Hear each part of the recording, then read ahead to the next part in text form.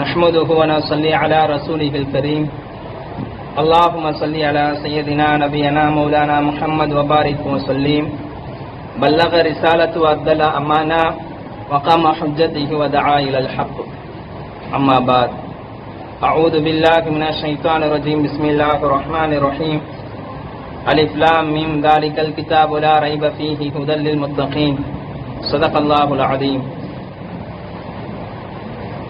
கணியத்துக்குரிய தாய்மார்களே, கொஞ்சம் பெண்கள் தரப்புல இருந்து ஒரு சிறிது நேரம் பேசாம சலசலப்பு சத்தங்கள் இல்லாம இருந்ததுன்னு சொன்னா, அல்லாஹ் என்னுடைய உள்ளத்துல என்ன போடுகிறானோ அந்த விஷயத்தை உங்களுக்கு நான் வெளிப்படுத்துவேன். அல்லாஹ் என்ன பேச வைக்கிறான், அல்லாஹ் என்னுடைய உள்ளத்துல போடுறான், அந்த விஷயத்தை நான் உங்களுக்கு சொல்ல போறேன்.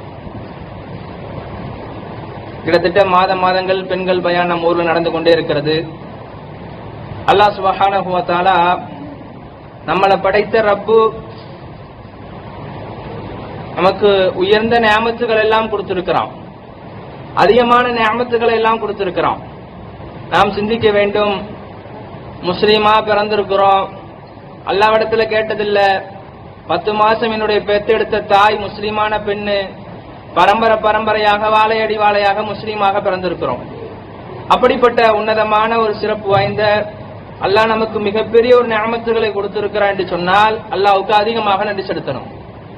நான் ஏற்கனவே இந்த ஊருக்கு நான் பயானுக்கு வந்திருக்கிறேன். மீலாது விழாவுக்கு நான் அழைப்பு கொடுத்திருக்கிறாங்க. அந்த பயானுக்கு வந்திருக்கும் பொழுது நான் பேசியிருந்தேன். நபி ஸல்லல்லாஹு அலைஹி வஸல்லம் உடைய பிறப்பு முதற்கொண்டு இறப்பு வரை ஒரு சுருக்கமான முறையில பேசி சென்றேன். அது ஒரு வாய்ப்பு எனக்கு கிடைத்தது. அதே போல மற்றொரு வாய்ப்பு எனக்கு இந்த மாசத்துல ரமலான் முடிந்து எனக்கு ஒரு வாய்ப்பு அல்லாஹ் கொடுத்திருக்கிறான். இந்த வாய்ப்பை நான் பொன்னான முறையில பயன்படுத்தணும்.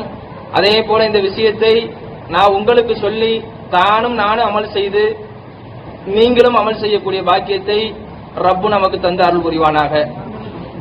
அல்லாஹ் சுப்ஹானஹு வ தஆலா நமக்கு கொடுத்த நியாமத்துகள் ஏராளமானது. இன்னொன்னு சொல்ல போனோம்னு சொன்னா, எப்படியாவது இங்க மக்தபுகள் சரியாகணும், மக்தபுகள் ஆரம்பிக்கணும், பெண்களுக்கு மத்தியில தீன் வரணும், பெண்களும் தீன்படி நடக்க வேண்டும் என்பதற்காக தான் பல போராட்டங்கள், பலவிதமான முயற்சிகள் எல்லாம் எடுத்துக்கொண்டிருக்கிறார்கள். நமக்கும் தெரியும், ஒவ்வொருவர்களுக்கும் பலவிதமான முயற்சிகள் எடுக்கப்படுவதற்கு காரணம், ஒவ்வொரு பிள்ளைகளும் உலகத்தை விட்டு மறையும் பொழுது, ஒவ்வொரு முஸ்லீமான ஆண்களும் பெண்களும் உலகத்தை விட்டு மறையும் பொழுது குர்ஆன் ஓத தெரியாமல் மௌத்தாயிடக்கூடாது. இதுதான் முக்கியமான ஒன்று. கண்ணியத்து குறித்தானவர்களே, நம்ம கை சேதப்படணும். எனக்கு குர்ஆன் ஓத தெரியலையேன்னு சொல்லி கை சேதப்படணும். முஸ்லீமா பிறந்துட்டனே, நான் முஸ்லீமா பிறந்தது மட்டுமல்ல, நான் எனக்கு குர்ஆன் ஓத தெரியலையேன்னு சொல்லி ஒவ்வொருவரும் கை சேதப்படணும். குர்ஆன் ஓதுவதற்கு கண்ண செய்யணும், ஆசைப்படணும், தேட்டமாக ஆர்வத்தோடு இருக்கணும். அப்படிப்பட்ட பாக்கியத்தை அல்லாஹ் உங்களுக்கு குர்ஆன் ஓதக்கூடிய பாக்கியத்தை அல்லாஹ் கொடுப்பானாக. 5 நேரம் தொழக்கூடிய பெண்களாகவும் நீங்க சொர்க்கத்தில் பிரவேசிக்கக்கூடிய பெண்களாகவும் அல்லாஹ் உங்களை ஆக்கி அருள் புரிவானாக.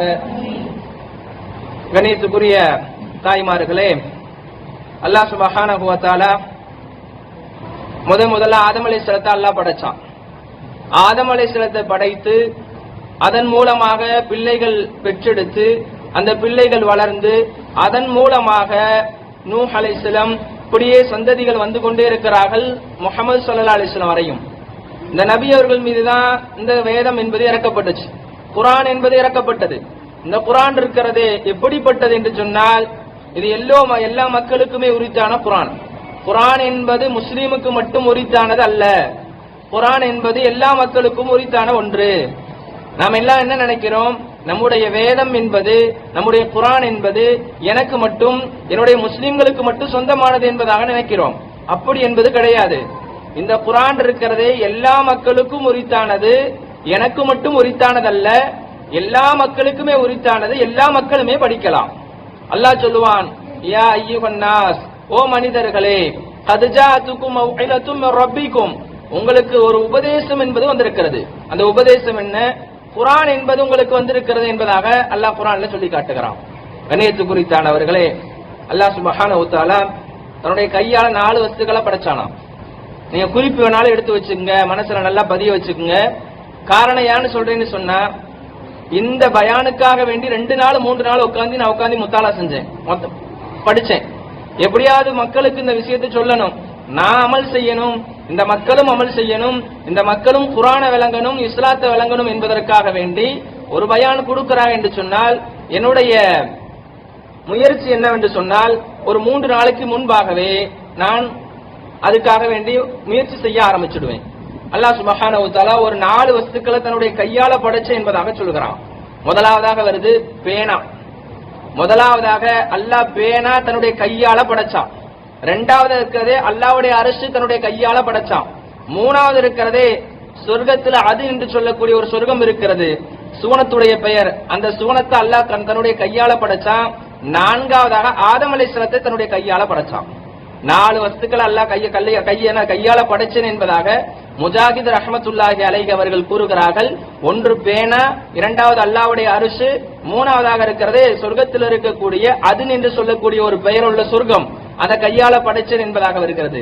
நான்காவதாக ஆதம் அலைஹிஸ்ஸலாம். ஆதம் அலைஹிஸ்ஸலாம் அவங்க தான் முதல் நபர், அபுல் பஷர் என்பதாக சொல்லப்படும். மனிதர்களுக்கெல்லாம் தந்தை யார் என்று சொன்னால் ஆதம் அலைஹிஸ்ஸலாம். ஆதம் அலைஹிஸ்ஸலாம் அவர்களை படைத்து இந்த உலகத்துக்கு முதல் மனிதனாக அல்லாஹ் அனுப்புகிறான். அதன் மூலமாக காபில், ஹாபில், ஷீஸ் என்று சொல்லக்கூடிய மூணாவதாக இருக்கக்கூடிய ஒரு ஆண் பிள்ளை. இந்த ஆண் பிள்ளை மூணாவதாக இருக்கக்கூடிய ஆண் பிள்ளைக்கு மட்டும் அல்லாஹ் 50 ஏடுகளை கொடுத்தானா.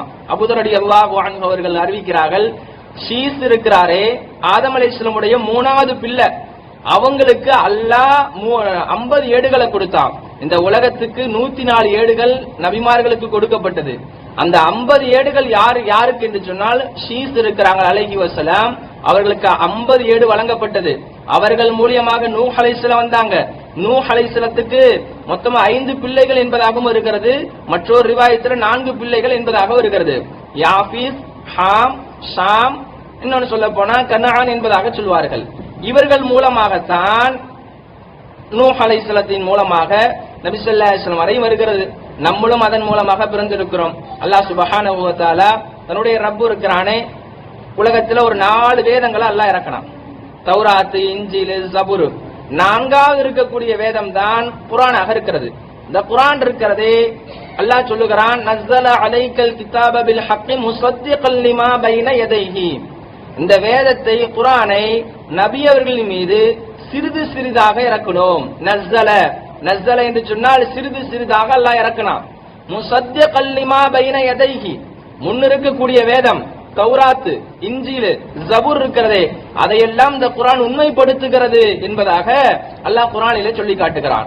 முஸத்திகல் லிமா பைன யதைஹி வஅன்ஸல தௌராத் வல் இன்ஜீல்.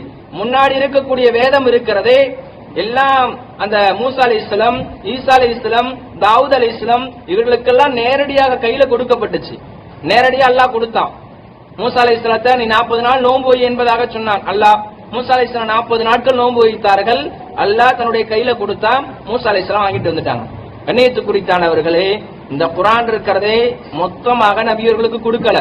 இந்த குர்ஆன் இருக்கிறதே அல்லாஹ் சுப்ஹானஹு வ தஆலா நபியர்களை தேர்ந்தெடுத்து நபியர்களுக்கு நேரடியாக என்ன செய்யறான்னு சொன்னா, கொஞ்சம் கொஞ்சமாக நேரடியாக கொடுக்காமல் கொஞ்சம் கொஞ்சமாக காலத்துக்கு ஏற்றவாறு இந்த குர்ஆனுடைய ஆயத்துகள் இறங்குறது. கண்ணியத்து குறித்தானவர்களே, மக்கமா நகரத்துல அபூஜகல் என்பதாக நமக்கு எல்லாம் தெரியும்.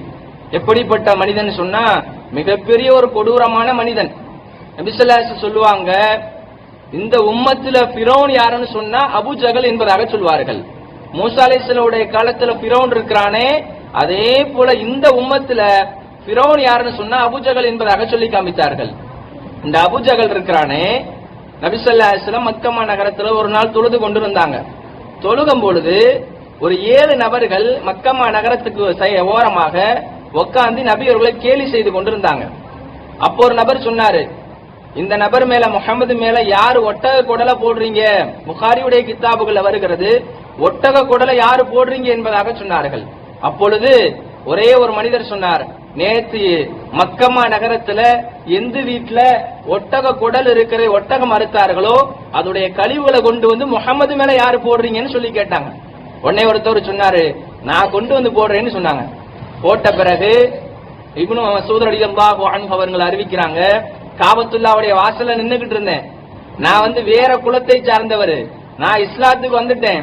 ரிவாயத்து செய்யறாங்க, நபியவர்கள் மீது கழிவு போடப்பட்டது, ஒட்டக குடலை போடப்பட்டது, கைத்தட்டி சிரித்தார்கள். ஆனாலும் கூட என்னால போய் எடுக்க முடியவில்லை, என்னுடைய உள்ளம் துடி துடித்தது. நான் சின்ன பிள்ளையாக இருந்தார்கள் பாத்திமா ரலியல்லாஹு அன்ஹா அவர்கள், அவங்க வீட்டுல போய் சொன்னேன், பாத்திமா அம்மா உன்னுடைய வாப்பாவுக்கு இந்த மாதிரி ஒட்டக குடலை தூக்கி போட்டுட்டாங்க, எப்படியாவது நீங்க போய் எடுங்களே, எனக்கு எடுக்கிறதுக்கு எந்த விதமான சக்தி கிடையாது என்பதாக சொல்லி இப்னு மஸ்ஊத் ரலியல்லாஹு அன்ஹு அவங்க சொல்றாங்க. சின்ன புள்ள பாத்திமா அம்மா ஓடி வருகிறார்கள், நபியவர்கள் காபத்துல்லாஹ்ல தொழுகிறாங்க, உடனே ஒட்டக குடலை எடுக்கிறாங்க. எடுத்து முடிச்சோன பிறகு அந்த 7 நபர்கள் உட்கார்ந்து இருந்தாங்க. உத்துபா, ஷைபா, வலீது இவங்க எல்லாம் உட்கார்ந்து இருக்கிறாங்க. உட்கார்ந்த பிறகு அபூஜஹல் எல்லாம் உட்கார்ந்து இருக்கிறாங்க. பாத்திமா அம்மா போய் திட்டுறாங்க, என்னுடைய வாப்பா மேல ஒட்டக குடலை நீங்க போட்டுட்டீங்களே, நீங்களா எப்படி அப்படின்னு சொல்லி ரொம்ப திட்டுறாங்க. நபி ஸல்லல்லாஹு அலைஹி வஸல்லம் சஜிதாவுல இருந்து எந்திரிச்ச பிறகு, சஜிதாவுல இருக்கும் பொழுதுதான் அந்த ஒட்டக குடலே போடப்பட்டது. நபி ஸல்லல்லாஹு அலைஹி வஸல்லம் சஜிதாவிலேயே இருக்கிறாங்க. ஏன் காரணம் என்னன்னு சொன்னா, நபியவர்கள் மீது ஒட்டக குடல் போடப்பட்டது அல்லவா, நபியவர்கள் சஜிதாவில இருந்து எந்திரிக்கும் பொழுது அந்த கழிவுகள் எல்லாம் நபி மேல படணும், நம்ம எல்லாம் கைத்தட்டி சிரிக்கணும். இது யாருக்குங்க? அங்க இருக்கக்கூடிய குஃபார் குறைஷிகள் இருக்கிறார்களே, அவருடைய எண்ணம். உடனே நபி ஸல்லல்லாஹு அலைஹி வஸல்லம் எந்திரிச்சு உட்கார்ந்து அத்தஹியாத்து உட்கார்ந்து எல்லாமே அத்தஹியாத்து ஓதுனாங்க, தரூஸ் ஷரீஃப் ஓதுனாங்க. நிதானமான முறையில் எல்லாம் ஓதி முடித்து சலாம் குடித்தார்கள். முடித்த பிறகு நபி ஸல்லல்லாஹு அலைஹி வஸல்லம் போய் ஒண்ணுமே செய்யல, அல்லாஹ்விடத்துல ஒப்படைச்சிட்டாங்க. அல்லாஹும்ம அலைக பி குரைஷ், அல்லாஹும்ம அலைக பி குரைஷ், அல்லாஹும்ம அலைக பி குரைஷ். யா அல்லாஹ், இந்த குறைஷ் குஃபார்கள் இருக்கிறார்கள், ஈமான் கொள்ளாத மக்கள், இவர்களை நீ பார்த்துக்கொள் என்பதாக சொன்னார்கள். ஒவ்வொரு பேர்களை சொல்லுகிறார்கள். அல்லாஹும்ம அலைக பி அபி ஜஹல், அல்லாஹும்ம அலைக பி உத்பா, அல்லாஹும்ம அலைக பி ஷைபா என்பதாக சொல்லி ஒவ்வொரு நபருடைய பெயரை சொல்லி துஆ செய்றாங்க.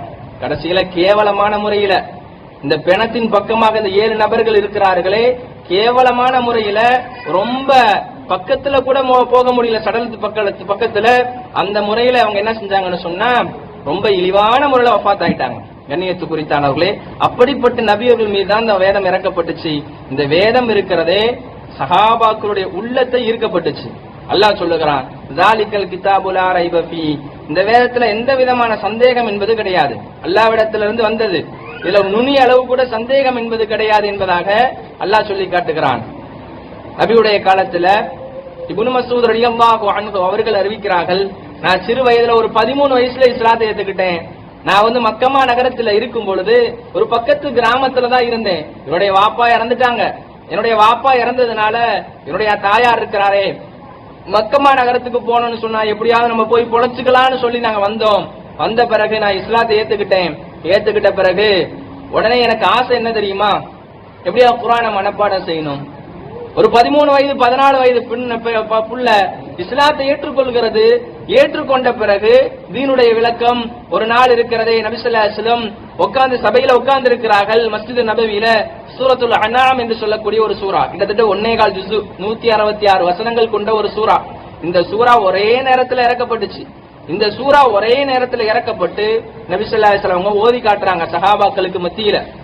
இப்னு மஸ்ஊத் ரலியல்லாஹு பக்கத்துல உட்கார்ந்து இருக்கிறாங்க. நபி ஸல்லல்லாஹு அலைஹி வஸல்லம் ஓதி காட்டின சூராவை உடனே மனப்பாடம் செய்து கொண்டு எல்லா சஹாபாக்களுக்கு மத்தியில ஓதி காட்டுறாங்க. ஓதி காட்டின பிறகு சஹாபாக்களுக்கு ஒரே ஆச்சரியமாக இருந்தது. இப்படி ஓதி காட்டுறாங்களே என்பதற்காக வேண்டி. காரணம், அந்த நபர் அந்த 1.25 ஜுஸு அளவுக்கு கொண்ட ஒரு சூறாவை நபியவர்கள் சொன்ன பிறகு உடனே அவர்கள் மனப்பாடம் செய்து அந்த சூறாவை ஓதினார்கள். எல்லா சஹாபாக்களும் ஆச்சரியப்பட்டார்கள். இரண்டாவதாக இருக்கிறதே, ஒரு நாள் நபி ஸல்லல்லாஹு அலைஹி வஸல்லம் உமர் ரலியல்லாஹு அபூபக்கர் ரலியல்லாஹுவோடு வெளியில உட்கார்ந்து பேசிக்கிட்டு இருக்காங்க தெருவுல, மதீனா நகரத்துல. யாரோ மஸ்ஜித் நபவியில ஒரு மனிதர், இருட்டாக இருக்கிறது, பள்ளிவாசல் இன்னைக்குதான் லைட்டு எல்லாம் ஃபேன் எல்லா வசதி இருக்குது, டைல்ஸ் போட்டிருக்கிறோம், எல்லாமே சிமெண்ட்லாம் வசதி இருக்குது. அப்பெல்லாம் நபியுடைய காலத்துல அந்த மாதிரிலாம் கிடையாது. ஒரு நபர் யாருன்னே தெரியல, பள்ளிவாசல உட்கார்ந்து அர் ரஹ்மானுடைய சூறாவை ஓதிக்கிட்டு இருக்கிறாரு. அர் ரஹ்மான் அல்லமல் குர்ஆன், இந்த சூறாவை அழகான முறையில ஓதுறாங்க. நபி ஸல்லல்லாஹு அலைஹி வஸல்லம் பாக்குறாங்க, யாருன்னே தெரியல பள்ளிவாசல்ல யாரோ ஒரு மனிதர் ஒரு சூறாவை ஓதிக்கிட்டு இருக்கிறாங்களே அப்படின்னு சொல்லி கேட்கும் பொழுது இப்னு மஸ்ஊத் ரலியல்லாஹு நபி ஸல்லல்லாஹு அலைஹி வஸல்லம் சொன்னாங்க, குர்ஆன் எப்படி இறக்கப்பட்டதோ அதே போல இந்த இப்னு மஸ்ஊத் ரலியல்லாஹு அன்ஹு அவர்கள் ஓதி காட்டுகிறார்கள் என்பதாக சொன்னார்கள். கண்ணியத்து குறித்தானவர்களே, சஹாபாக்களுடைய வாழ்க்கையில உள்ளத்துல குர்ஆனுடைய விஷயங்கள் ஏற்பட்டதனால, தாக்கம் ஏற்பட்டதனால பல நபர்கள் இஸ்லாத்துக்கு வந்திருக்கிறாங்க. இப்னு மஸ்ஊத் ரலியல்லாஹு சொல்றாங்க, ஒரு நாள் நபி ஸல்லல்லாஹு அலைஹி வஸல்லம் என்கிட்ட சொன்னாங்க, நீ சூரத்துன் நிசா ஓது என்பதாக சொன்னார்கள்.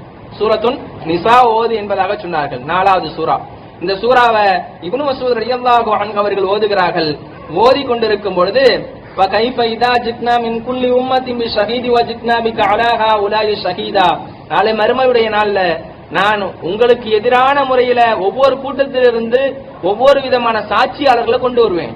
நாளைக்கு நபி ஸல்லல்லாஹு அலைஹி வஸல்லம் உங்களுடைய கூட்டத்திலிருந்து அந்த குறைஷி குப்பார்களுக்கு எதிராக நாம கொண்டு வருவோம், அவங்களுடைய நிலைகள் என்ன என்பதாக இந்த ஆயத்து வருகிறது. நபி ஸல்லல்லாஹு அலைஹி வஸல்லம் இந்த ஆயத்தை கேட்ட பிறகு நபியர்கள் அழ ஆரம்பித்து விடுகிறார்கள். கண்ணியத்து குறித்தானவர்களே, அந்த இப்னு மஸ்ஊத் ரலியல்லாஹு சொல்றாங்க, யா ரசூலல்லாஹ், உங்க மேல குர்ஆன் இறக்கப்பட்டிருக்குது, உங்க மேல இறக்கப்பட்டிருக்குது, நான் எப்படி உங்களுக்கு முன்னாடி ஓதுவது என்பதாக கேட்கிறார்கள். நீ ஓதுறத நான் கேட்கணும்னு ஆசைப்படுறேன், நீங்க ஓதுங்களேன்னு சொன்னாங்க. ஓதுறாங்க ஒரு 40 ஆயத்துகள் ஓதுகிறார்கள். 41வது ஆயத்து ஓதும் பொழுது நபியர்களுக்கு அழுக வந்துருது.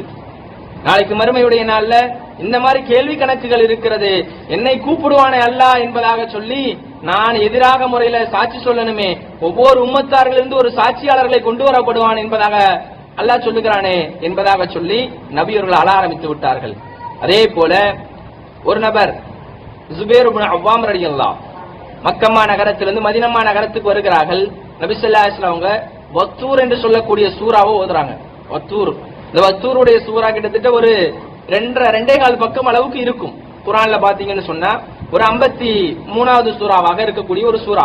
52, 53ஆக இந்த சூறா இருக்கிறது. 52வது சூறா இந்த வத்தூர் என்று சொல்லக்கூடிய சூறா மக்ரிபுடைய தொழுகையில ஓதுறாங்க. நபி ஸல்லல்லாஹு அலைஹி வஸல்லம் ஓதும் பொழுது ஒரு ஆயத்து வருகிறது, அம் குலிகு மின் கைரி ஷைஇன் அம் ஹுமுல் காலிகூன். நீங்கள் எந்த பொருளுமே இல்லாத தானா படைக்கப்பட்டீங்களா, அம் ஹுமுல் காலிகூன், அல்ல நீங்க தான் படைச்சீங்களா, படைக்கக்கூடியவனா என்பதாக அல்லாஹ் கேட்கிறான். உடனே இந்த ஜுபைர் இப்னு அவ்வாம் ரலியல்லாஹு இஸ்லாத்துக்கு வரல, அவங்க வெளியே நிக்கிறாங்க. இந்த ஆயத்தை கேட்ட பிறகு உள்ளமே அவர்களுக்கு பறந்து விட்டது, நடுங்கி விட்டது. உடனே கலிமா சொல்ல ஆரம்பிக்கிறார். ஒரு மனிதர் மதீனமா நகரத்திலிருந்து மக்கமா நகரத்திலிருந்து மதீனமா நகரத்துக்கு வந்திருக்கிறாரு, இன்னும் இஸ்லாத்தை ஏற்கல. இந்த வத்தூருடைய சூறா ஓதும் பொழுது நபி அவர்கள் ஒவ்வொரு ஆயத்துகளும் ஓதுகிறார்கள். ஓதும் போது உள்ளங்கள் மாற்றம் அடைகிறது. கண்ணியத்து குறித்தானவர்களே, நான் எதற்காக சொல்ல வருகிறேன் என்று சொன்னா, என்னுடைய சொந்த ஊர் களரம்பட்டி. என்னுடைய சொந்த ஊர் களரம்பட்டி. நான் மதுரை பக்கத்தில் இருக்கக்கூடிய ஒரு பள்ளிவாசல்ல இமாமாக பணியாற்றி கொண்டிருக்கிறேன். இங்க ரில்வான் கேள்விப்பட்டிருப்பீங்க. இங்க ரில்வான் சொல்லி ரில்வானுல்லா அந்த பையனோட நான் ஒன்னா படிச்சேன். அம்மா படத்துல 11வது 12வது ஒன்னா படிச்சேன். கொஞ்சம் கவனமான முறையில கேளுங்க.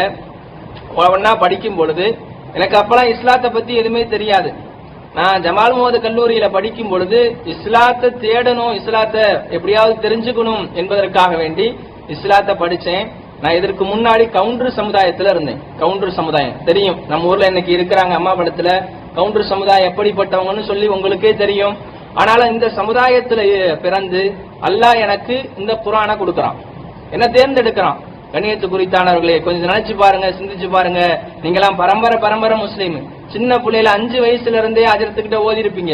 எப்படியாவது மக்கன்னாவை போட்டுக்கிட்டு, எப்படியாவது சின்ன பிள்ளைங்க டவுசரை மாட்டி விட்டு எஸ்எல் குர்ஆனை கொடுத்து எப்படியாவது ஏன் புள்ள அஜரத்துக்கிட்ட ஓதணும். கிட்டத்தட்ட 5 வயசுல இருந்தே மதரசாவுக்கு போறோம், 5 வயசுல இருந்தே குர்ஆனை படிக்கணும்னு ஆசைப்படுறோம். ஆனா எனக்கு அல்லாஹ் கொடுத்தது 18, 19 வயசுலதான் அல்லாஹ் குர்ஆனை கொடுக்கறான். அல்லாஹ் இந்த மார்க்கத்தை கொடுக்கறான். நான் எதற்கு சொல்ல வரேன்னு சொன்னா, பெருமைக்காக சொல்ல வரல. நான் காரணம் சொல்ல வருவது என்னவென்றால், நீங்கள் குர்ஆன் ஓதக்கூடிய பெண்ணாக ஆக வேண்டும். இந்த உலகத்தை விட்டு மரணிக்கும் பொழுது குர்ஆன் என்று தெரியாமல் மரணித்து விடக்கூடாது, குர்ஆன் ஓதாமல் மரணித்து விடக்கூடாது. நான் குர்ஆனை ஓத வேண்டும், குர்ஆனை நான் ஓதி நான் கற்றபடி அமல் செய்ய வேண்டும். எனக்கு இந்த மார்க்கம் கிடைத்த உடனே கிட்டத்தட்ட 2011 தான் இந்த மார்க்கம் எனக்கு கிடைச்சிச்சு. நான் ஜமால் முஹம்மது கல்லூரியில பிபிஏ படிச்சேன். நான் இங்க 11வது 12வது அம்மா படத்துல படிக்கும் போது எனக்கெல்லாம் தெரியாது. எங்க ஊர்ல பள்ளிவாசல் உங்களுக்கு தெரியும், பக்கத்தூர்ல களரம்பட்டியில இருக்கக்கூடிய நபர்கள் எல்லாம் அம்மா படத்துக்கு தான் வரணும். எல்லா தொழுகைக்காக இருக்கட்டும், ஜும்மாவாக இருக்கட்டும், எதா இருந்தாலும் இன்னைக்கு அம்மா படத்துக்கு தான் வர வேண்டிய சூழ்நிலை. ஆனா எனக்கு அல்லாஹ் பாருங்க, அந்த ஊர்ல ஒரு 4 குடும்பம் 5 குடும்பம் தான் இருக்கிறாங்க, ஒரு ஆலிமா தேர்ந்தெடுக்கிறான். பாருங்களேன், நினைச்சு பாருங்க. நானே நினைக்க கூட இல்லை என்னுடைய வாழ்க்கையில எனக்கு அல்லாஹ் அந்த மாதிரி ஹிதாயத்தை கொடுப்பானா, என்னை இஸ்லாத்துக்கு கொண்டு வருவானா. நான் வாழ்க்கை முழுவதும் அல்லாஹ்வுக்கு நன்றி செலுத்தினாலும் ஈடாகாது. கண்ணியத்து குறித்தானவர்களே, நான் பெருமைக்கு சொல்லல, நான் என்னுடைய வாழ்க்கையெல்லாம் நினைச்சு பார்ப்பேன். நான் குர்ஆன் ஓதும் போது நான் அழுது கூட நான் என்ன செஞ்சிருக்கிறேன், எனக்கு ஓத வரலையே அல்லா, எனக்கு சின்ன பிள்ளையா இருந்திருந்தா கூட ஓத வந்திருக்குமே, எனக்கு 19 வயசு ஆயிருச்சு அல்லா, எனக்கு ஒரு ஆயத்து மனப்பாடம் பண்ண முடியலையா அல்லா என்பதாக சொல்லி ஒரு டெஸ்க வைத்துக் கொண்டு மகரிபுடைய இதே நேரத்துல உட்கார்ந்து நான் அழுதெல்லாம் ஒரு நேரம் இருக்கிறது. நான் பின்னாடி உள்ள வாழ்க்கையெல்லாம் நினைப்பேன், நான் இஸ்லாத்துக்காக, அல்லாவுக்காக, இந்த குர்ஆனுக்காக இவ்வளவு பெரிய தியாகம் செஞ்சிருக்கிறேன். தியாகம் செஞ்சதுனாலதான் எனக்கு இஸ்லாம் என்ற மார்க்கத்தை கொடுத்திருக்கிறான். எனக்கு திருமணமாகி 2 பிள்ளைங்களும் இருக்குது. எனக்கு வரக்கூடிய பெண் இருக்கிறாளே, சாதாரண பெண் அல்ல, எனக்கு எல்லாம் மிகப்பெரிய பெண்ணை கொடுத்திருக்கிறான். அந்த பெண்ணு ஹாஃபிலா, குர்ஆனை மனப்பாடம் செய்த பெண்ணு. இன்னைக்கு வந்திருக்கிறாங்க, எங்களோட ஊர்ல இருக்கிறாங்க, ஃபேமிலியோட வந்திருக்கிறோம். ரமலானுடைய காலங்கள் முடிந்து இன்னைக்குதான் நாங்க வீட்டுக்கு வந்திருக்கிறோம். கிட்டத்தட்ட நான் அங்கேயே தராவி தொழு வச்சுக்கிட்டு பள்ளியில இமாமாக இருந்து கொண்டு, அதே போல நான் ஒரு மதரசாவுல ஒரு பேராசிரியராகவும் இருக்கிறேன். ஒரு அரபி காலேஜ்ல பேராசிரியராகவும் இருக்கிறேன். அல்லாஹ் எனக்கு ஒரு வாய்ப்பு கொடுத்திருக்கிறான். அந்த மாதிரி இது சொல்ல வருவது என்னவென்றால், தானும் குர்ஆனை நீங்களும் படிக்க வேண்டும். இந்த குர்ஆனை படித்தது மட்டுமல்ல, மனப்பாடம் செய்தது மட்டுமல்ல, குர்ஆனை விளங்குவதற்காக கிட்டத்தட்ட ஒரு 7 வருடங்கள் செலவழிச்சேன். 7 வருடங்கள் பள்ளப்பட்டி ஜாமியா அல் வசூத்துல் ஹசனாவுல படிச்சேன், ஓதுனேன். ஓதி முடித்த பிறகு லக்னோவில் இருக்கக்கூடிய தாருல் நதுவத்துல் உலமா என்று சொல்லக்கூடிய யூபியில இருக்குது. எனக்கு கிட்டத்தட்ட போகணும்னு சொன்னா ட்ரெயின்ல 2 நாளாவது ஆகும். 2 நாள் பிரயாணம் செஞ்சு அந்த மதரசாவிலையும் ஓத ஆரம்பிச்சேன். எப்படியாவது நான் படிக்கணும், இந்த கல்வியை எப்படியாவது கத்துக்கணும், மக்களிடத்துல கொண்டு போய் சேர்க்கணும். எனக்கு இதுல சம்பாதிக்கிற நோக்கம் அல்ல, எனக்கு ரிசுக்கு கொடுக்கிறவன் அல்ல, எனக்கு அவன் தான் என்னை தேர்ந்தெடுத்திருக்கிறான். இந்த மார்க்கத்துக்கே அவன் என்னை தேர்ந்தெடுத்திருக்கிறான், இந்த குர்ஆனுக்கு என்னை தேர்ந்தெடுத்திருக்கிறான், ஆலிமாக என்னை தேர்ந்தெடுத்திருக்கிறான், இஸ்லாத்துக்கு தேர்ந்தெடுத்திருக்கிறான். நான் அவனை நம்பி வாழ்றேன். என்னுடைய பிள்ளைகளாக இருக்கட்டும், என்னுடைய மனைவியாக இருக்கட்டும், என்னுடைய சொத்து பத்தாக இருக்கட்டும், என்னுடைய ரிசுக்காக இருக்கட்டும், எல்லாம் அவனுடைய பொறுப்பு. நான் உங்களுக்கு எதுக்கு சொல்ல வரேன்னு சொன்னா, இன்றைய காலத்துல விவசாயத்துல நம்ம விவசாயம் பண்றோம், அது வேலைக்கு போறோம், எல்லாமே செய்யறோம். எல்லாம் இருந்தாலும் கூட இது ஒரு பார்ட் டைம் ஜாப் மாதிரி தான் உலகத்துல. மறுமையுடைய வாழ்க்கைக்காக வேண்டி குர்ஆன் ஓதணும். நான் இந்த உலகத்துல குர்ஆனை படிக்கணும். என்ன செய்யலாம் அதுக்கு? ஏதாவது ஒரு பெண் உஸ்தாவி ஏற்படுத்தி ஒவ்வொரு நபர்களும் உலகத்துல எனக்கு என்னென்னமோ கரண்ட் பில்லுக்கு பார்த்துன்னு சொன்னா செலவு பண்றோம். டிவி ஒவ்வொரு வீட்லயும் இல்லாத இதே கிடையாது. ஒவ்வொருவரும் 300 ரூபாய் மாசத்துக்கு கட்டுறோம். இன்னைக்கு ஒரு செல்லுல 2 சிம்ம போட்டுக்கிறோம், 2 ரீசார்ஜும் பண்ணிக்கிறோம். 2 சிம்முக்கும் ஒன்னு பண்ணாலும் கூட பிரச்சனை இல்ல, 2ஐயும் பண்ணிக்கிட்டு ஒன்னு கணவர்கிட்ட பேசணும், இன்னொன்னு எங்க அத்தா மாட்ட பேசணும். எதுக்கு சொல்ல வரேன்னு சொன்னா, இது ஒரு வீண் விரயம் தானே. அதே போல இந்த செலவுகளை வைத்து குர்ஆனுக்காக செலவு செஞ்சோன்னு சொன்னா அல்லாஹ் எவ்வளவு பெரிய பாக்கியத்தை கொடுப்பான். எனக்கு இந்த மார்க்கத்தை கொடுத்ததுனால நான் என்னுடைய வாழ்க்கையில ரொம்ப சந்தோஷப்படுவேன். ஒரு சாதாரண ஒரு மனிதர் சொல்ல போனேன்னு சொன்னா, ஒரு செருப்பு இல்லாம கூட நடந்தேன். எனக்கு இஸ்லாம் இருக்கிறது, இந்த மார்க்கம் கிடைத்தது, சுத்தத்துக்கு பேர் போன மார்க்கம் இஸ்லாம். நான் சிந்திக்க ஆரம்பிச்சேன், எல்லாருமே கடவுள் ஒருவன் சொல்றாங்களே, பள்ளிவாசல் எல்லாம் ஒன்றாக நின்று தொழுகிறார்களே, மக்கள் எல்லாம் பெண்கள் எல்லாம் புர்கா போடுகிறார்களே, இது எதற்காக வேண்டி நானே சிந்திக்க ஆரம்பிச்சேன். சிந்திக்க ஆரம்பித்த பிறகுதான் எனக்கு ஒவ்வொரு விஷயங்களும் கிடைத்தது. சுத்தத்துக்கு பேர் போன மார்க்கம் இஸ்லாம், அல்லாஹ் ஒருவன் என்று சொல்லக்கூடிய மார்க்கம் இஸ்லாம். அது மட்டுமல்ல, அல்லாஹ் ஒருவன் என்று சொல்லக்கூடிய மார்க்கம் இஸ்லாம் அதுவும் இருக்கிறது. நாளை மறுமையுடைய வாழ்க்கை, நிரந்தரமான வாழ்க்கை என்பது இருக்கிறது. இந்த உலக வாழ்க்கை ஒரு நிரந்தரமற்ற வாழ்க்கை. அல்லாஹ் சொல்வான் ஃபித்துன்யா வல் ஆகிரா. இந்த ஃபித்துன்யா வல் ஆகிராவுக்கு ஃபித்துன்யா என்று சொன்னால் உலகம் அழியக்கூடியது. இரண்டாவது அல்லாஹ் சொல்றான் வல் ஆகிரா. ஆகிரா என்று சொன்னால் ஹயவான் என்பதாக அல்லாஹ் குர்ஆன்ல பயன்படுத்துவான். ஹயவான் என்று சொன்னால் அரபியில உயிரினங்கள் என்பதாக சொல்லப்படும். உயிரினம் என்று சொன்னால் மறுமையுடைய வாழ்க்கை ஒரு நிரந்தரமான உயிருள்ள வாழ்க்கை. எப்படி உயிரினம் இருக்கிறதே, பறவைகள் இருக்கிறதே, உயிரினம் இல்லாமல் வாழ முடியாதோ, உயிர் இல்லாமல் வாழ்ந்து விட்டால் அது சடலம், அதே போல புதைக்க வேண்டும் என்பதாக பலவிதமான கருத்துக்கள் எல்லாம் சொல்வோம். அதே போலதான் நாளை மறுமையுடைய வாழ்க்கை, அது பாக்கியான நிரந்தரமான வாழ்க்கை. நிரந்தரமான வாழ்க்கை. கண்ணியத்து குறித்தானவர்களே, எனக்கு இந்த மார்க்கத்தை கிடைச்சதுனால நான் அல்லாஹ்விடத்துல அதிகமாக நன்றி செலுத்தினேன். கிட்டத்தட்ட குர்ஆனை மனப்பாடம் பண்றதுக்கு ஒரு 3 வருட காலங்களை செலவழிச்சேன். ஒரு 2011 இஸ்லாத்தை ஏத்துக்கிட்டேன். சின்ன பிள்ளைங்க மதரசாவில் இருப்பாங்க, 13 வயசு 12 வயசு பிள்ளைங்க. வெக்கப்பட மாட்டேன். வெக்கப்படாம போய் என்ன செய்வேன்னு சொன்னா, குர்ஆனை எப்படியாவது படிக்கணும். எனக்கு ஒரு 19 வயசு. அப்ப எப்படியாவது குர்ஆனை படிக்கணுமே, என்னுடைய உள்ளத்துல நான் பதிய வைக்கணுமே, நானும் எப்படியாவது தொலை வைக்கணுமே. முதல்ல ஜமால் முஹம்மது கல்லூரியில படிக்கும் பொழுது 2 வருஷம் முடிஞ்சிச்சு. 3வது வருஷம் பள்ளிவாசலுக்கு போகிறேன். அப்ப நான் கேட்டேன், ஒரு ஓரமான முறையில குர்ஆன் எல்லாம் அடுக்கி வச்சிருந்தாங்க. இது என்னன்னு கேட்டேன். ஏன்னா புதுசா இஸ்லாத்துக்கு வந்தவங்களுக்கு எதுவும் தெரியாதுல்ல. களிமா சொல்லி வந்திருப்போம், இன்னும் சரியான முறையில் விளங்கி இருக்க மாட்டோம். ஆனா போனோடனே கேட்டேன், பள்ளி வாசல்ல ஒரு நபர் தொழு வச்சார், ஒரு ஆலிம்சா தொழு வைக்கும் பொழுது அவரையும் பார்த்தேன். இது முஸ்லிம்கள் மட்டும்தான் தொழு வைக்க முடியுமா, நானும் தொழு வைக்கலாமான்னு கேட்டேன். அப்ப சொன்னாங்க எல்லாருமே தொழு வைக்கலாம், ஆனா படித்திருக்கணும் என்பதாக சொன்னார்கள்.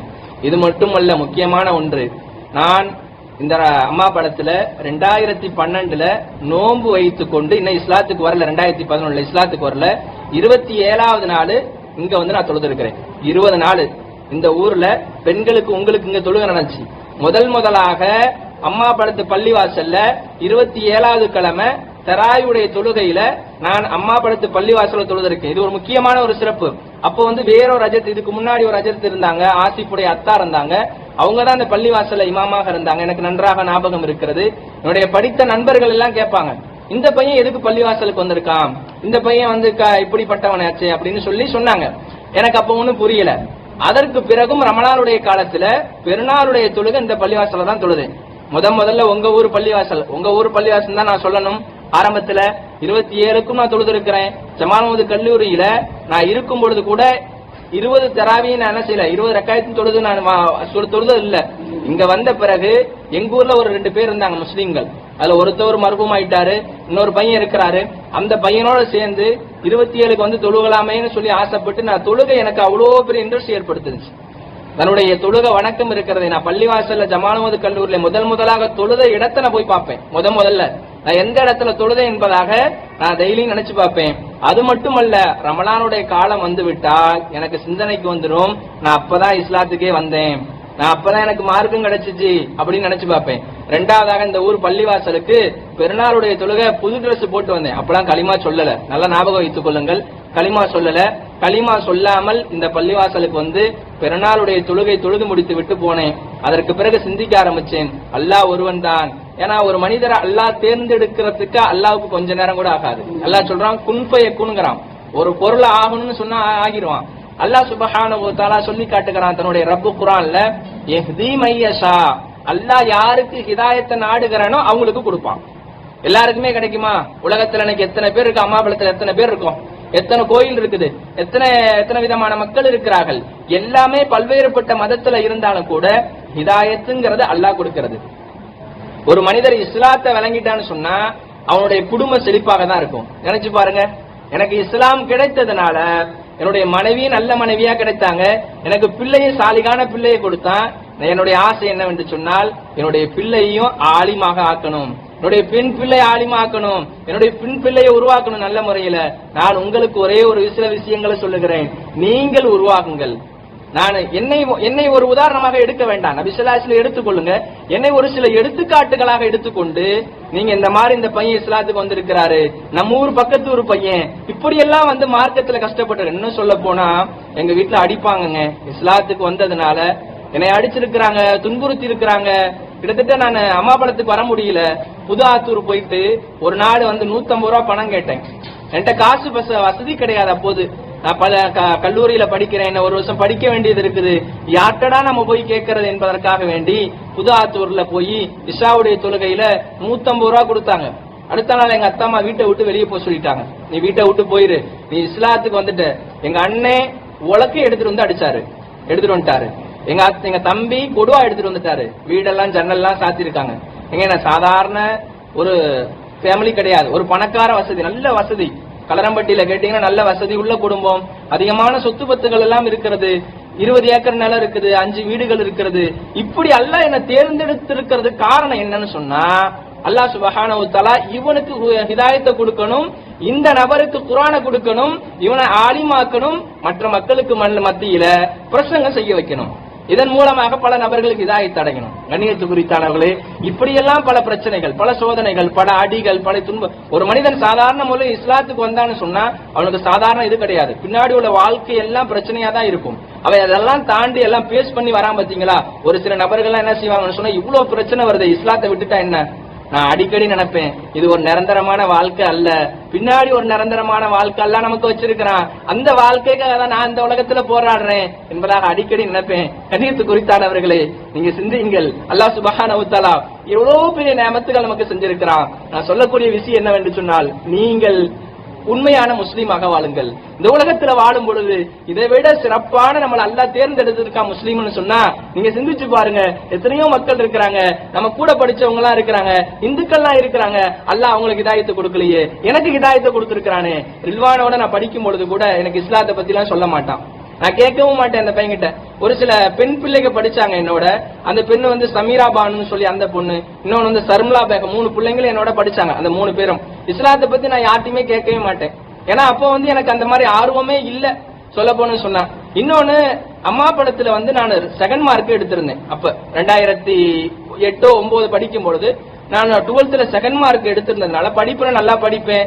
அதே போல ஒரு பெண்ணு ஃபர்ஸ்ட் மார்க் எடுத்தாங்க, நான் செகண்ட் மார்க் எடுத்ததுனால எங்க அத்தா ஒரு 3 காலேஜ்ல சீட்டு போட்டாங்க. சீட்டு போட்டோடனே எனக்கு 3 காலேஜ்ல சென்ட் ஜோசப் போட்டாங்க, பிஷப் கீப்பர்ல போட்டாங்க, ஜமால்ல போட்டாங்க. அல்லாஹ் ஜமால்ல தான் எனக்கு கொடுக்குறான். பாருங்களேன், ஒரு மனிதனுக்கு அல்லாஹ் ஹிதாயத்தை கொடுக்கறதுக்கு என்னுடைய காலேஜ்ல முஸ்லிமான காலேஜ்ல நீ முதல்ல படி, உனக்கு நான் ஹிதாயத்தை கொடுக்கிறேன். அதற்கு பிறகு நான் பிபிஏ முடித்து எம்பிஏவும் படிக்கிறேன். இந்த இடைப்பட்ட காலத்துல குர்ஆனை மனப்பாடம் செய்யறேன். குர்ஆனை இது இடைப்பட்ட 19 வயசுங்க. எனக்கு 19 வயசுல தான் குர்ஆனை மனப்பாடம் செய்யணும், குர்ஆனை ஓதணும்னு ஒரு ஆர்வம் இருந்தது.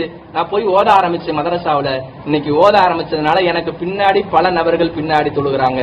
என்னை நான் யாரும் என்னுடைய ஒவ்வொரு பயான்லையும் என்னை பத்தி நான் சொல்லுவேன், பெருமைக்காக சொல்ல மாட்டேன். காரணம், நான் உலகத்துல இவ்வளவு கஷ்டப்பட்டங்க இஸ்லாத்துக்காக. நீங்க என்னங்க கஷ்டப்பட்டிருக்கீங்க, நீங்க என்னங்க செலவு செஞ்சிருக்கீங்க, நீங்க இஸ்லாம் முறைப்படி வாழுங்க, நீங்க நல்ல முறையில வாழுங்க. நான் இவ்வளவு தடவை ஒரு சில விஷயங்கள் என்ன சொல்ல வேண்டியதெல்லாம் இருக்குது. சஹாபாக்கள் இருக்கிறாங்களே, குர்ஆனை ஓதுவதனால கேட்டதுனால இஸ்லாத்துக்கு வந்தாங்க. நான் இஸ்லாத்தை பார்த்தேன், இஸ்லாத்துடைய விஷயங்களை சிந்திச்சேன். எனக்கு குர்ஆனுடைய விஷயங்களை எனக்கு அப்ப தெரியாது. ஏன்னா நான் அரபு நாட்டிலே இருந்து கொண்டு அவர்கள் என்ன செய்ய, சஹாபாக்கள் இருக்கிறார்களே, குர்ஆன் விஷயத்தை கேட்டதுனால அந்த அர்த்தங்கள் தெரியும். அவங்களுடைய உள்ளங்கள் தக்பீரியத்தை ஏற்படுத்துச்சு, உள்ளத்துல மாற்றம் ஏற்பட்டதுனால அவர்கள் கலிமா சொல்லி இஸ்லாத்துக்கு வந்தார்கள். கண்ணியத்து குறித்தானங்களே, உமர் ரலியல்லாஹுடைய காலத்துல உமர் ரலியல்லாஹு இருக்கிறார்களே, தன்னுடைய சகோதரியை கொல்லுவதற்காக அடிப்பதற்காக செல்கிறார்கள். தன்னுடைய சகோதரி இஸ்லாத்தை ஏற்றுக்கொண்டார்கள் என்பதற்காக வேண்டி தன்னுடைய சகோதரியை கொல்லுவதற்காக அடிப்பதற்காக வேண்டி செல்கிறார்கள். செல்லக்கூடிய சமயத்துல அவர்கள் குர்ஆன் ஓதி கொண்டிருக்கிறார்கள். ஓங்கி ஒரே அடிச்சுட்டாங்க. இதுக்கு முன்னாடி நபியவர்களை எப்படியாவது நம்ம கொலை செய்யணும், ஒரு கங்கணம் கட்டி துண்டு திரிஞ்சார்கள். கடைசியில கலிமா சொல்லுகிறார்கள், அஷ்ஹது அன் லா இலாஹ இல்லல்லாஹ் அஷ்ஹது அன்ன முஹம்மது ரசூலுல்லாஹ். கண்ணியத்து குறித்தானவர்களே, குர்ஆனை எப்படி வேணா யாரு வேணாலும் அல்லாஹ் சுப்ஹானஹு வ தஆலா அந்த உள்ளத்துல ஏற்படுத்தி தாக்பீரியத்தை ஏற்படுத்தி மாற்றக்கூடியவன். துஃபேல் ரலியல்லாஹு இருக்கிறார்களே, ஒரு உன்னதமான தௌசி கூட்டத்தை சேர்ந்தவர்கள். மக்கமா நகரத்துக்கு வருகிறார்கள். குறைஷி குப்பார்கள் எல்லாம் சொல்றாங்க, முஹம்மது என்று சொல்லக்கூடிய நபர் காபத்துல்லாஹ்ல இருக்கிறாங்க, அவங்களுடைய பேச்செல்லாம் கேட்காதீங்க. காதுல பஞ்ச வச்சுக்கிட்டாங்க. பஞ்ச வைத்து கொண்டு காபத்துல்லாவுக்கு போகிறார்கள். நபி ஸல்லல்லாஹு அலைஹி வஸல்லம் குர்ஆன் ஓதி கொண்டிருக்கிறார்கள். இது கேட்ட பிறகு பஞ்சை எடுக்கிறார்கள். இதை கேட்கிறார்கள். உள்ளத்துல தக்பீரியத்தை ஏற்படுத்துகிறது. உள்ளத்துல தக்பீரியத்தை ஏற்படுத்தினால அவங்க இஸ்லாத்துக்கு வராங்க. இஸ்லாத்துக்கு வந்துட்டாங்க. இஸ்லாத்துக்கு வந்ததுனால தன்னுடைய குடும்பங்கள் இஸ்லாத்துக்கு வந்துட்டாங்க, தன்னுடைய கோத்திரங்கள் இஸ்லாத்துக்கு வந்துட்டாங்க, தன்னுடைய மனைவி மக்கள்கள் இஸ்லாத்துக்கு வந்துட்டாங்க. கண்ணியத்து குறித்தானவர்களே, இவர்களுக்கெல்லாம் இவ்வளவு இஸ்லாம் இப்படி கிடைத்திருக்கிறது சஹாபாக்களுக்கு என்று சொன்னால் அவர்கள் மூலியமாக தான் நமக்கு இஸ்லாம் கிடைத்திருக்குது. இன்னைக்கு சஹாபாக்கள் மூலியமாக நமக்கு இஸ்லாம் கிடைத்திருக்கிறது. அதே போல இன்னொரு சஹாபி இருக்கிறார், சஅத் இப்னு முஆத் ரலியல்லாஹு. இந்த சஹாபி 31 வயசுல இஸ்லாத்தை ஏத்துக்கிட்டாங்க. 31 வயசு. மதீனா நகரத்துல ஒரு கூட்டத்தார்களுக்கு ஒரு கோத்திரத்துக்கே தலைவராக இருந்தாங்க. இஸ்லாத்தை ஏற்ற 6 வருஷம் தாங்க, 36 வயசுங்க. இந்த சஹாபி இறந்துட்டாங்க. கந்தக்குடைய போர்ல ஹிஜ்ரி 5ல இறக்குறாங்க. ஆயிஷாமா சொல்றாங்க, என்ன தெரியுமா சொல்றாங்க, நபி ஸல்லல்லாஹு அலைஹி வஸல்லம் இந்த ஜனாசா போனுச்சுங்க, போகும்பொழுது நபி ஸல்லல்லாஹு அலைஹி வஸல்லம் முன்னாடி போனாங்க, நான் ஜனாசாவை பார்த்தேங்க. இரண்டாவதாக அபூ சயீத் அல்-குத்ரி ரலியல்லாஹு அன்ஹு அவர்கள் அறிவிக்கிறாங்க, நாங்க சஅத் இப்னு முஆத் ரலியல்லாஹு கபருக்குழிய தோண்டாங்க, தோண்டும் பொழுது மண்கள் எல்லாம் கஸ்தூரி வாசனமாக வந்ததுங்க. அவங்க ஏற்பட்ட 5 வருட 6 வருட காலங்கள், இஸ்லாத்தை ஏற்ற 6 வருட காலங்கள். தான் மட்டும் முஸ்லீம் ஆகல, தன்னுடைய கோத்திரத்தையும் இஸ்லாத்துக்கு கொண்டு வந்தார்கள். கொண்டு வந்த பிறகு அவங்களுக்கும் கலிமா சொல்லி கொடுத்தார்கள். மதீனா நகரமே இஸ்லாத்துக்கு வந்து விட்டது. வந்த பிறகு இவங்களுக்கு மிகப்பெரிய ஒரு தக்பீரியத்தை ஏற்படுத்துறது இந்த மார்க்கம். நபி ஸல்லல்லாஹு அலைஹி வஸல்லம் அவங்களுடைய கந்தக்குடைய போர்ல அடிபட்டு வருகிறாங்க. வரும்பொழுது மஸ்ஜித் நபவியில ஒரு கூடாரம், ஒரு செட்டு ஒண்ணு போட்டாங்க. அதுல ஒரு பெண்மணி ருஃபைதா என்று சொல்லக்கூடிய பெண்மணிய சிகிச்சைக்காக ஏற்படுத்தினாங்க. அப்படியே அந்த மதீனா நகரத்துல ரத்தம் ஓடுகிறது, தெருவுல ஓடிக்கொண்டே இருக்கிறது. ஒரு மிகப்பெரிய ரத்தம் ஓடிக்கொண்டே இருக்கிறனால எல்லா நபர்களும் சஹாபாக்கள் எல்லாம் பார்க்கிறார்கள். 1 மாத காலங்கள் அந்த நோய்வாய்ப்பட்டு அந்த இரத்த கரையோடு அந்த புண்ணோடு அப்படியே அந்த காயத்தோடு இருக்கிறார்கள். நபி ஸல்லல்லாஹு அலைஹி வஸல்லம் அவன் டெண்டர் போட்டு பக்கத்திலேயே உட்கார வச்சு பாத்துக்கிறாங்க. காரணம் ஏன்னா நபி ஸல்லல்லாஹு அலைஹி வஸல்லம் அந்த சஹாபி மேல ரொம்ப மிகப்பெரிய ஒரு பாசம் இருந்துச்சு. எல்லா சஹாபாக்களும் நபியர்கள் பாசத்தோடு இருந்திருக்கிறார்கள். ஆனா முதல்ல ஆர்மியை கொண்டு வந்தவர்கள் இந்த சாத் பின் முஆத் ரலியல்லாஹு. உங்களுடைய தாயார் அழுதாங்க. ஏன்னா தாய் இருக்கும்போது பிள்ளை இறந்து போச்சுன்னா அழுவதானே செய்வாங்க. அந்த பெண்மணி அழுதாங்க. நபி ஸல்லல்லாஹு அலைஹி வஸல்லம் சொன்னாங்க, அம்மா அழுவாதம்மா, உன்னுடைய புள்ள சொர்க்கத்துக்கு போகுதுமா, உன்னுடைய புள்ள சொர்க்கத்துல இருக்குதுமா, உன்னுடைய புள்ளவுடைய ரூஹ் எடுத்ததுனால அல்லாஹ்வுடைய அரிசி இருக்கிறது ஆடி போச்சுமா என்பதாக சொன்னாங்க. தாய்க்கு நபி ஸல்லல்லாஹு அலைஹி வஸல்லம் உபதேசம் செய்யறாங்க. தாய்க்கு நபி ஸல்லல்லாஹு அலைஹி வஸல்லம் நீங்க கவலைப்படாதீங்க என்பதாக சொன்னார்கள். ஸஅத் பின் முஆத் ரலியல்லாஹு அந்த விஷயத்தை அந்த தாயார் கேட்டுட்டு அந்த அம்மா பொறுமையாக இருந்தார்கள். அந்த ஸஅத் பின் முஆத் ரலியல்லாஹு அடக்கம் செய்கிறார்கள். அபூ ஸயீத் அல் குத்ரி ரலியல்லாஹு சொல்றாங்க, நாங்க தோண்டும் பொழுது மண் வாசனை ஏற்பட்டுச்சு. பாருங்க எப்படிப்பட்ட ஒரு சஹாபி. இஸ்லாத்தை ஏற்ற ஒரு 6 வருஷம் தாங்க. இஸ்லாத்துக்கு வந்து ஒரு 6 வருஷம் தான். 31 வயசுல இஸ்லாத்துக்கு வந்தாங்க. 36 37 வயசுல இஸ்லாத்தை விட்டு என்ன செஞ்ச இஸ்லாத்துல இருந்து மரணிச்சுட்டாங்க. கலிமாவோடு மரணிக்கிறாங்க. இப்படிப்பட்ட பாக்கியம் யாருக்குங்க கிடைக்கும்? யாருங்க மிகப்பெரிய வெற்றியாளர்? சகோதரிகளே, சகோதரர்களே, நான் உங்களுக்கு சொல்லுகிறேன், இஸ்லாத்துல பிறந்தது முக்கியம் அல்ல, இஸ்லாத்துல வாழ்றது முக்கியம் அல்ல, கடைசி வரையுமே இஸ்லாத்திலேயே வாழ்ந்து கலிமாவோடு மரணிக்கணும். அதுதான் மிகப்பெரிய ஒரு இது. இன்னைக்கு நம்ம எல்லாம் நினைக்கிறோம்ல, நம்ம பிறந்துட்டங்க, நமக்கெல்லாம் களிமாங்கிற வாழ்க்கை ஒண்ணு இருக்குது, இந்த களிமாவுக்கு பிறகு களிமா சொல்லியிருக்கோம் எல்லாமே சொர்க்கத்துக்கு தான் போக போறோம். அப்படி கிடையாது.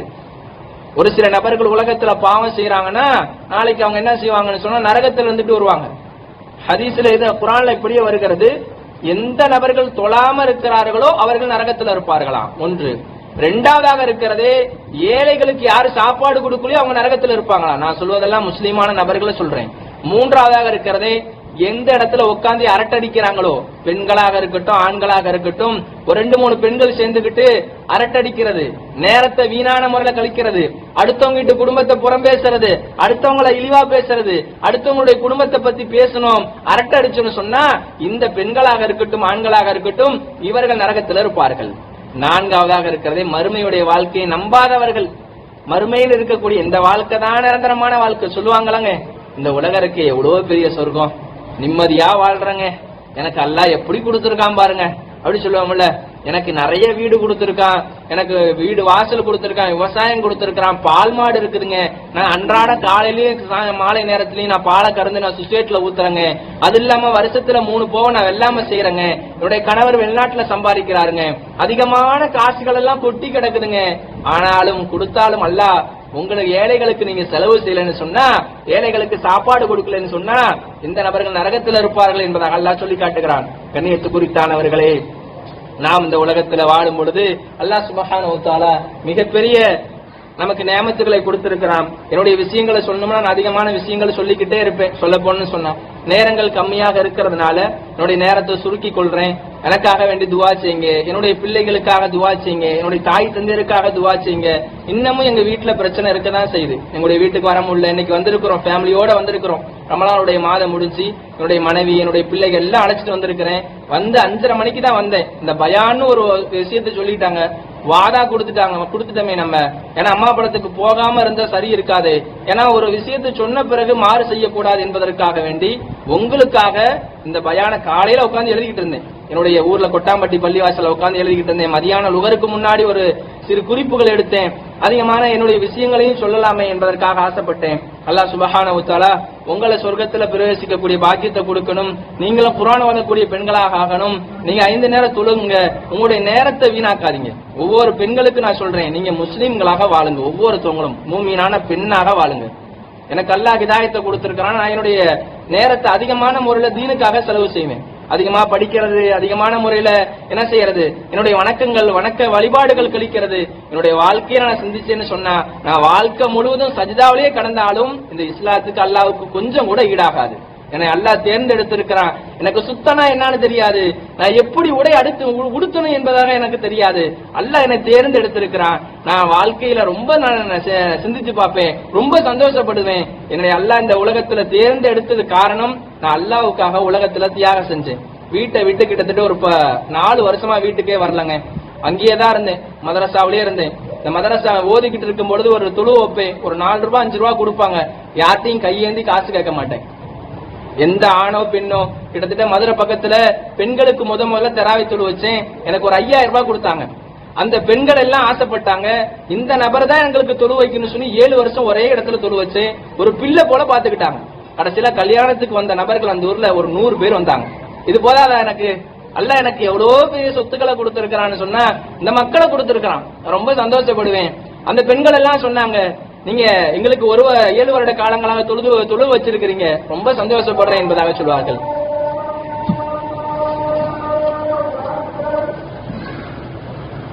கணியத்துக்குரிய சகோதரிகளே, அதனால எனக்கு அல்லாஹ் கொடுத்திருக்கிறான் இஸ்லாத்துக்காக வேண்டி எனக்கு அதிகமான முறையில நான் உலகத்துல வாழ்வதற்காக நல்ல முறையில இஸ்லாத்துல வாழ்ந்து இஸ்லாத்துல மரணிப்பதற்காக துவா செய்யுங்க.